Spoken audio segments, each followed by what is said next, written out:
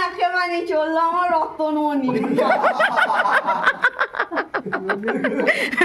দাদা বলছে লেটেস্ট দিয়েছি সেটা। কোন চোখটা হবে একবার মেরে দেখি দাও। এই তো কোন চোখটা হবে মেরে দেখি দাও। দাদা আসছে, কোন চোখটা হবে মা দেখি। না মামাই বলেছে মেরে দেখিয়ে দিতে, দেখি আমি দুটোই টিভি ফেলবো।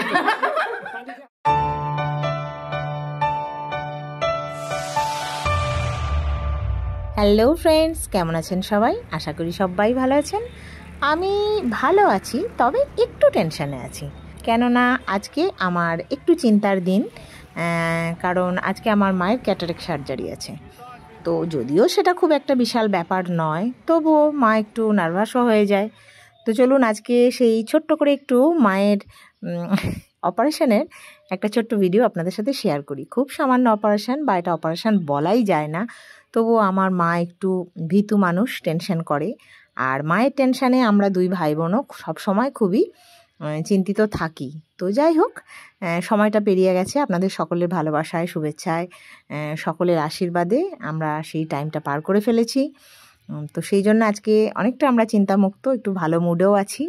তাই মায়ের সেই সময়কার ছোট্ট ছোট্ট ক্লিপিং যেটুকু ক্যাপচার করতে পেরেছিলাম, সেটুকু আজকে আপনাদের সাথে শেয়ার করি। চলুন। রতনমণির কি ছড়া, রতনমণির কি স্পেশাল দেখি দেখি ভালো। চোখে বানি নাকে বানি চললো আমার রতনমণি।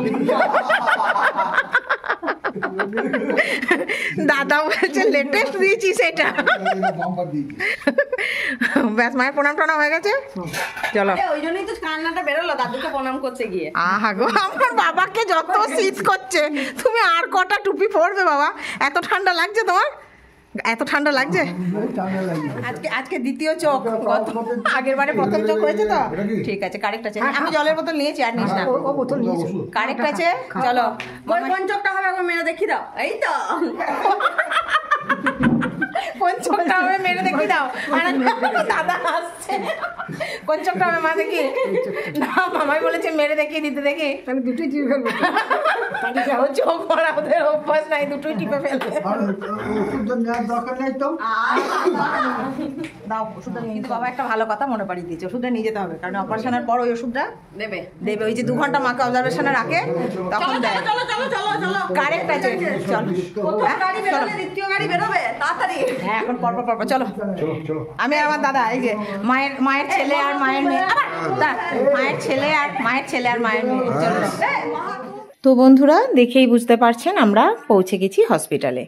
তো এখানে গিয়ে মাকে বেডে দেওয়া হলো, এবং বাকি সমস্তদের সাথে মাকেও কিন্তু রেডি করানো হয়ে গেল। ওনাদের ড্রেস পরিয়ে দেওয়া হলো, যে ড্রেস পরে ওটি হবে, বা মানে সব রকম প্রস্তুতি পর্ব কিন্তু শুরু হয়ে গেছে। এই মুহূর্তে মাকে নিয়ে গেছে রেডি করতে। আর যাদের হয়ে গেছে ওনারা বসে আছেন, চোখে একটা করে ড্রপ দেওয়া হয়েছে। তো এর মধ্যেই মাকেও রেডি করে নিয়ে চলে আসলো।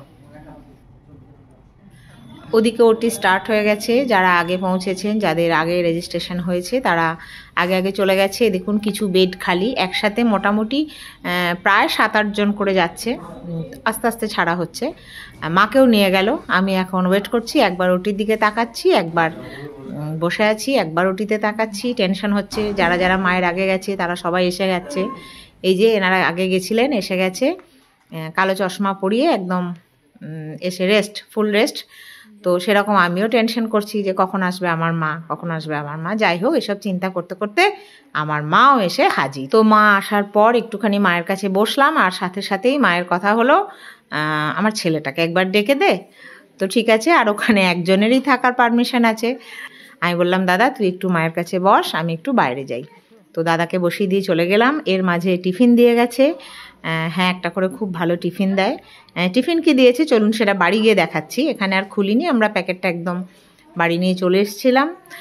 মাকে একদম রেস্ট দিয়ে দিল, এবং মা খুব শীত লাগছিল মায়ের। তো মাকে ঢাকাটা দিয়ে মা একটুখানি রেস্ট নিচ্ছে, এবং তার কিছুক্ষণ পর ওরা একটু করে লিকার চা দিয়ে গেছে। মানে এতটাই ঠান্ডা লাগছে সব পেশেন্টেরই, তো ভালোই সব রীতিমতো কাঁপছে। তো একটু করে গরম লিকারটি সকলকেই দিয়ে গেছে। তো মা সেটা খেয়ে একটুখানি ঠিকঠাক হলো, খুব আরাম করেই খেয়েছে। বিশেষ করে আমার মা তো ভীষণই চা খেতে পারে, তো সেই জন্য কোনো অসুবিধা হয়নি, মানে ভালোই হয়েছে। অসুবিধা তো হয়নি, বেশ খুশিই হয়েছে। তো দাদা মায়ের কাছে বসেই ছিল। এরপর আমি গেলাম মাকে নিয়ে চেঞ্জ করাতে, কারণ যে মাসিটি ছিল সে তখন সেই মুহূর্তে বাইরে গেছিলো। তাই আমি বললাম ঠিক আছে, কোনো অসুবিধা নেই, আমি চেঞ্জ করিয়ে দিচ্ছি। মাকে চেঞ্জ করিয়ে এই যে মা নেমে আসছে। অনেকটা মানে আমরাই ছিলাম একরকম শেষ পেশেন্ট, যার জন্য অনেকটা বিকালও হয়ে গেছে। মা বললো ঠিক আছে আমি পারবো, চল। তো যাই হোক নেমে এলাম, আর নিচে নেমেই দেখছি আর এক ভাই এসে হাজির। সে তো মাকে জড়িয়ে ধরে কাকিমা কেমন আছে, কাকিমার চোখ কেমন হলো, সব এসব কথা টথা বলে আমরা এবার বাড়ি চলে এলাম। যুদ্ধ আমরা জয় করে ফেলেছি, দুই ভাই বোন, যুদ্ধ জয়।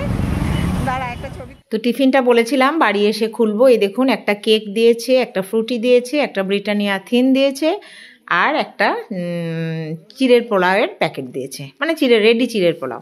তো খুব ভালো টিফিন দিয়েছে। এইভাবেই আমি শেষ করলাম আজকে আমার মায়ের ছোট্ট ক্যাটারাক্ট সার্জারির ব্লগ। কেমন লাগলো জানাবেন, আর সাথে থাকবেন, ভালো লাগুক খারাপ লাগুক সাথে থাকবেন, পাশে থাকবেন ভালোবাসা দিয়ে। আপনারাও সবাই ভালো থাকুন, সুস্থ থাকুন, টাটা।